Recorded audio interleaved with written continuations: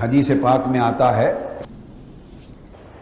کہ کافر مکہ سے آیا مدینہ میں اپنے کسی کام کے لیے، آقا علیہ السلام کا دشمن،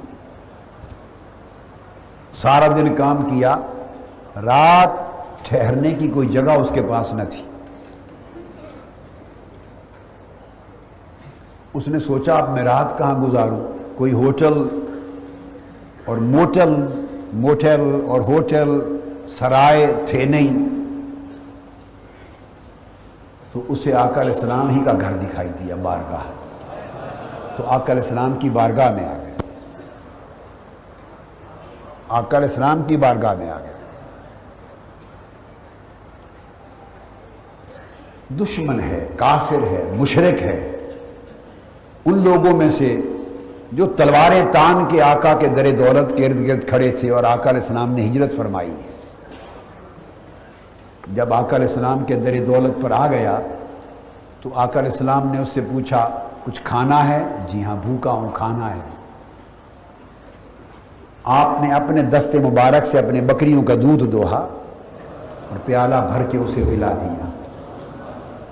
پوچھا اور چاہیے؟ اس نے کہا ہاں، بھوکا تھا، اور دودھ اس کو پلا دیا۔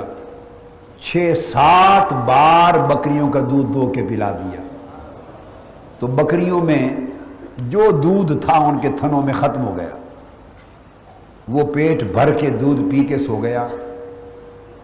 آقا علیہ السلام اور اہل بیت نبوت کے لیے وہی بکریوں کا دودھ ہی تھا، اور کھانے کو کچھ نہ تھا۔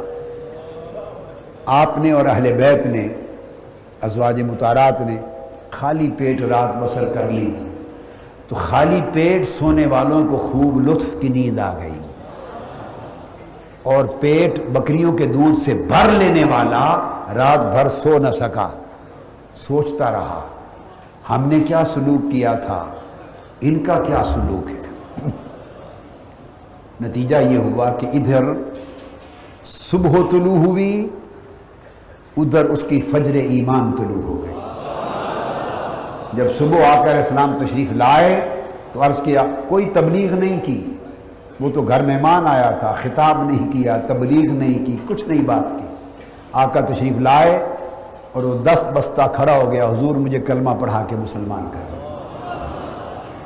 کلمہ پڑھ کے مسلمان ہو گیا۔ آقا علیہ السلام پھر اس کے لیے دودھ لائے، اب صبح تھی، ایک پیالہ لے کے آئے، اس نے پی لیا۔ آقا علیہ السلام نے رات کا چونکہ تجربہ کیا تھا تو پوچھا اور لاؤں؟ عرض کرتا ہے اب صحابی بن گیا ہے، عرض کرتا ہے نہیں یا رسول اللہ بس پیٹ بھر گیا ایک پیالے سے۔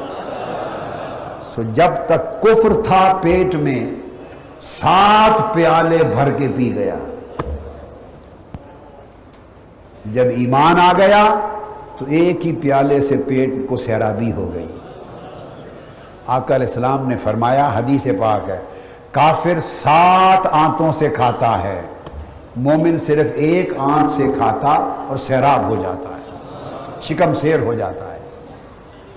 مطلب بات کا یہ ہوا کہ جنہیں ایمان کا نور نصیب ہو جائے وہ تھوڑا کھا کے شکم سیر ہو جاتے ہیں، اور جو کھاتے ہی چلے جائیں اور کھاتے ہی چلے جائیں، یہ علامت ہے اس بات کی کہ ان کے پیٹ میں ایمان کی کمی ہے، کیونکہ ایمان شکم کو بھی سیر کر دیتا ہے، چشم کو بھی سیر کر دیتا ہے۔ نہ آنکھ بھوکی رہتی ہے نہ پیٹ بھوکا رہتا ہے۔ لیکن آپ دیکھیے کہ کافر کو بھی حضور کی بارگاہ میں امان ملی۔ ایک اور کافر آیا مدینہ میں، رات بھر اپنا کام کیا، رات کو اس کے پاس بھی ٹھکانہ کوئی نہیں۔ یہی تو بات ہے کہ دشمن کو پناہ ملے تو آپ کامل ہیں،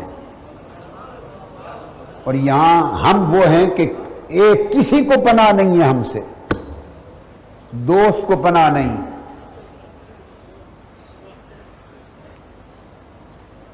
پیر کو پیر سے امان نہیں ملتی، عالم کو عالم سے امان نہیں، خطیب کو خطیب سے امان نہیں، امام کو امام سے امان نہیں، مقتدی کو مقتدی سے امان نہیں، بھائی کو بھائی سے امان نہیں، بہن کو بہن سے امان نہیں، رشتہ دار کو رشتہ دار سے امان نہیں، پڑوسی کو پڑوسی سے امان نہیں، ہم مجلس کو ہم مجلس سے امان نہیں۔ جس کو دیکھو وہ پشت پیچھے دوسرے کا اس طرح کا خیر خواہ نہیں دکھائی دیتا جیسے اس کے منہ پہ نظر آتا ہے. میری بات آپ سمجھے ہیں نا؟ ہم کس کو امان دیتے ہیں؟ ہمارا عالم یہ ہے کہ ہم سے ملنے والا، ہم سے عقیدت رکھنے والا دوسرے عالم کے پاس، دوسرے پیر اس طریقت کے پاس، دوسرے شیخ کے پاس، دوسرے بزرگ کے پاس اگر چلا جائے اور خبر ہو جائے کہ کسی اور کے پاس گیا تھا تو ہم تو اس کی کھال اتار دیتے ہیں. میری بات سمجھ گئے؟ اور اس کو کہتے ہیں کہ وہ اتھے گھٹ سی کوئی جو دوسرے کو لین گیا.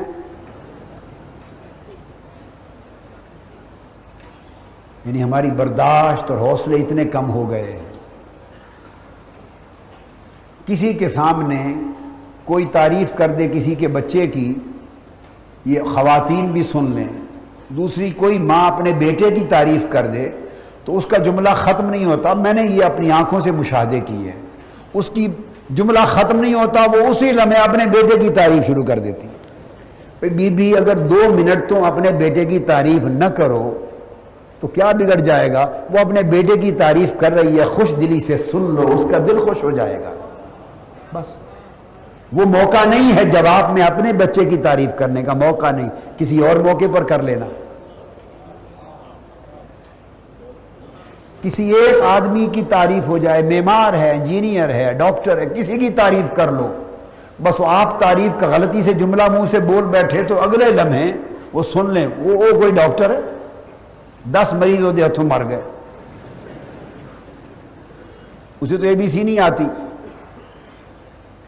وہ کوئی بزنس مین ہے، وہ کوئی خطاط ہے. یعنی کوئی پیشہ اس سے مبرہ نہیں ہے. دل تنگ ہیں. ہمیں کسی سے غرض نہیں، ہمیں تو غرض ہے ان سے جو دین کی راہ کے سالک ہیں، اس لیے کہ وہ سنور گئے تو پوری امت سنور جائے گی. سب سے پہلے نئی ویڈیوز کو حاصل کرنے کے لیے شیخ الاسلام ڈاکٹر محمد طاہر القادری کے آفیشیل YouTube چینل کو سبسکرائب کریں اور بیل آئیکن کلک کریں.